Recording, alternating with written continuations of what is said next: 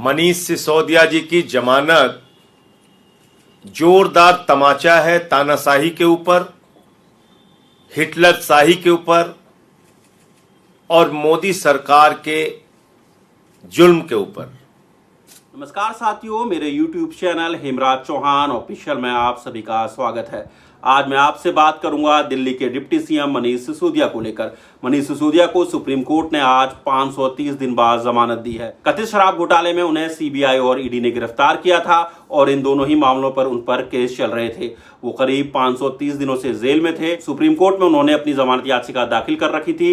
Supreme court ने उनकी जमानत याचिका पर सुनवाई करते हुए मंगलवार को ही फैसला सुरक्षित रख लिया था। सुप्रीम कोर्ट ने इस याचिका पर अपना फैसला देते हुए शुक्रवार को उन्हें जमानत दे दी। सुप्रीम कोर्ट ने उन्हें जमानत तो दी, इसके साथ ही कुछ महत्वपूर्ण टिप्पणियां भी की, चाहे वो ईडी हो, चाहे वो केंद्रीय जांच एजेंसी ईडी या सीबीआई को लेकर हो। उन्होंने कहा कि ईडी और सीबीआई उनके खिलाफ अभी तक ट्रायल शुरू नहीं कर पाई हैं, जबकि वो 18 महीनों से जेल में हैं। ऐसे में किसी भी शख्स को जब ट्रायल इतने लंबे समय तक शुरू नहीं किया गया है तो जेल में नहीं रखा जा सकता है। मनीष सिसोदिया के लिए यह राहत इसलिए बहुत ज्यादा बड़ी है क्योंकि मनीष सिसोदिया 18 महीनों से जेल में थे और उन्होंने पहले भी अपनी जमानत याचिका को लेकर सुप्रीम कोर्ट में याचिका दाखिल की थी। उस समय सुप्रीम कोर्ट ने जांच एजेंसियों को कहा था कि वो ट्रायल कोर्ट उनके खिलाफ जल्द से जल्द शुरू करें। इसके साथ ही उन्होंने मनीष सिसोदिया से कहा था कि अगर उनके ट्रायल में देरी होती है तो वो वापस सुप्रीम कोर्ट में जमानत याचिका दाखिल कर सकते हैं। मनीष सिसोदिया ने इसी आधार पर सुप्रीम कोर्ट में वापस जमानत याचिका दाखिल की थी और कहा था कि केंद्रीय एजेंसियां उनके खिलाफ ट्रायल जानबूझकर शुरू नहीं कर रही हैं, ऐसे में उन्हें जमानत मिलनी चाहिए। दिल्ली और आम आदमी पार्टी के लिहाज से ये खबर और भी ज्यादा महत्वपूर्ण है क्योंकि आने वाले समय में हरियाणा में विधानसभा चुनाव है और हरियाणा में आम आदमी पार्टी ने विधानसभा चुनाव लड़ने का फैसला किया है। वहां उन्होंने अकेले ही चुनाव लड़ने का फैसला लिया है। ऐसे समय में जब आम आदमी पार्टी के नंबर 1 नेता और दिल्ली के मुख्यमंत्री अरविंद केजरीवाल जेल में है और मनीष सिसोदिया का चुनाव से ठीक पहले बाहर आना ये बताता है कि कहीं ना कहीं इससे आम आदमी पार्टी के कार्यकर्ताओं को और आम आदमी पार्टी को इसका फायदा जरूर होगा। वहीं अगर बात करें मनीष सिसोदिया की तो मनीष सिसोदिया आम आदमी पार्टी में काफी मजबूत नेता है। कहा जाता है कि उनकी हैसियत यहां नंबर 2 की है। अरविंद केजरीवाल के बाद उन्हें सबसे मजबूत नेता माना जाता है।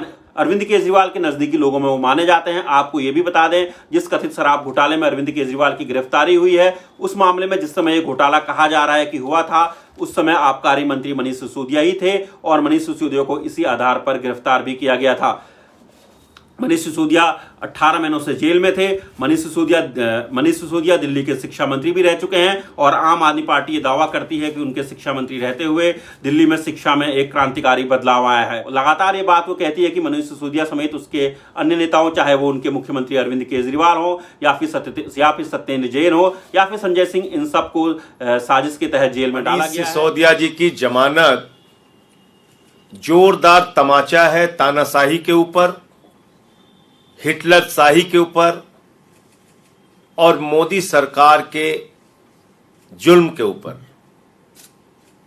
17 महीने आपने एक ऐसे व्यक्ति को जेल में रखा जिसके खिलाफ एक सबूत नहीं था, 1 रुपए की पैसे की बरामदगी नहीं हुई, कोई जमीन जायदाद का कागज नहीं मिला, गांव खोद डाला, बैंक खोद डाला, घर खोद डाला, कहीं कुछ नहीं मिला।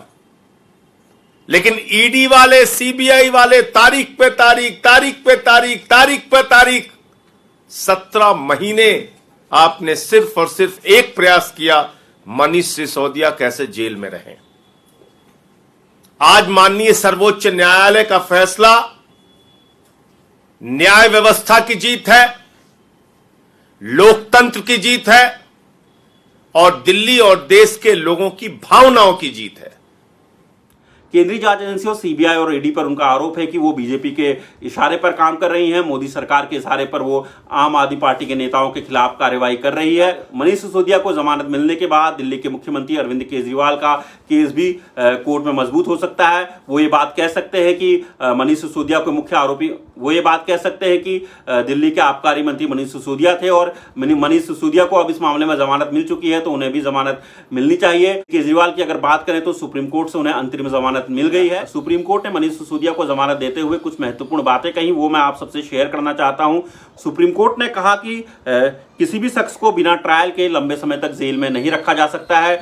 मनीष सिसोदिया की बात करें तो वो 18 महीनों से जेल में है। इसके अलावा मनीष सिसोदिया दफ्तर और अपने सचिवालय से काम भी कर सकते हैं। उन्हें सुप्रीम कोर्ट ने इस बात की इजाजत दी है, हालांकि उन्हें अपना पासपोर्ट वहां जमा करना होगा। सुप्रीम कोर्ट ने मनीष सिसोदिया को जमानत देते हुए महत्वपूर्ण टिप्पणी की कि निचली अदालतों को यह समझना होगा कि जमानत एक नियम है और जेल अपवाद है।